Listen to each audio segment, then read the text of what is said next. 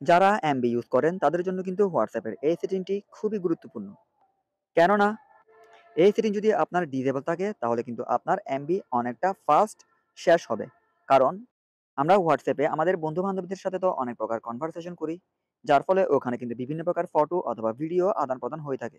যার ফলে যেই ফটো এবং ভিডিও আমরা সেন্ড করি ওগুলা সিন করার সাথে, সাথে কিন্তু আমাদের ফোনের গ্যালারিতে অটো সেভ হয়ে যায়। আর এই সেভ কিন্তু এমনিতেই হয়ে যায় না। ওয়াইফাই বলুন আর ডাটা বলুন, আপনার কিছুটা ডাটা খরচ হবে এগুলা ডাউনলোড হতে। একেকটি ইমেজ ডাউনলোড হবে আপনার ৪ থেকে ৫ এমবি আর ভিডিও হলে তো কথাই নেই। আরো অনেক বেশি এমবি আপনার কেটে নিবে ডাউনলোডের কারণে। আর যারা ওয়াইফাই ইউজার তাদের জন্য বলে নিচ্ছি, আমরা ফ্রেন্ডদের সাথে যখন কনভারসেশন করি তখন আমাদের ফ্রেন্ডরা কিন্তু বিভিন্ন প্রকার ফটো, ভিডিও আদান-প্রদান করে থাকি। যার ফলে খারাপ কোনো ফটো থাকলে ওগুলা কিন্তু অটো সেভ হয়ে যায় আমাদের গ্যালারিতে। যার ফলে অনেক সময় আমরা গ্যালারিতে প্রবেশ করতে পারি না কারো সামনে ওই ফটোগুলা শো করায়। তো মূলত আমি আজকের এই ভিডিওতে আপনাদেরকে দেখাবো কিভাবে আপনি WhatsApp এর অটো সেভ সেটিংটি ডিলিট করবেন। আই মিন আপনাকে কেউ ফটো বা ভিডিও পাঠালে ওগুলো আপনি সিন করলেও অটো সেভ হবে না আপনার গ্যালারিতে। তো দেখতে থাকুন সম্পূর্ণ ভিডিওটি। সবার শেষে কিন্তু একটি মজার ট্রিক আছে, ওটিও চাইলে আপনারা এপ্লাই করতে পারবেন। আর ছোট্ট একটি রিকোয়েস্ট, প্রতিনিয়ত সোশ্যাল মিডিয়ার নতুন, নতুন আপডেট, নতুন, নতুন টিপস অ্যান্ড ট্রিক ভিডিও সবার আগে পেতে চ্যানেলটি এক্ষুনি সাবস্ক্রাইব করে বেল আইকন অল করে দিবেন পরবর্তী আপডেটটি সবার আগে পাওয়ার জন্য। তো চলুন মূল ভিডিওতে। সর্বপ্রথম চলে যান আপনার ফোন থেকে হোয়াটসঅ্যাপ অ্যাপে, যাওয়ার পর ডান পাশে 3 ডট মেনুতে একবার ক্লিক করবেন।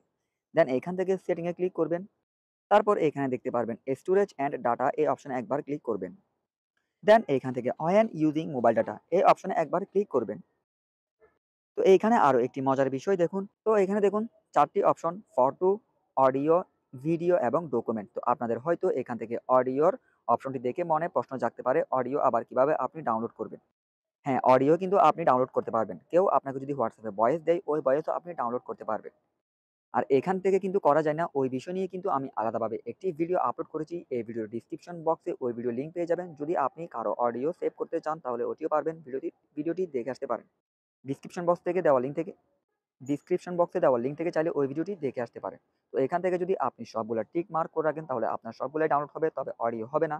আর এখানে আপনার যেটি প্রয়োজন ওটি টিক মার্ক রাখতে পারবেন। আবার যদি আপনি চান আপনার একটাও প্রয়োজন নাই, অটো ডাউনলোড হবে না কোনোভাবেই, তাহলে আপনি এখান থেকে সবগুলা টিক মার্ক উঠিয়ে দিবেন।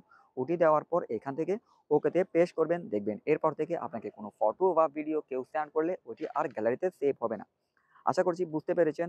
তো এই ভিডিওর ফলে যদি আপনি কিছু একটি ট্রিক বা কোনো একটি সেটিং সম্পর্কে জানতে পারেন তাহলে প্লিজ ভিডিওতে একটি লাইক দিয়ে উৎসাহ দিবেন। ধন্যবাদ সবাইকে।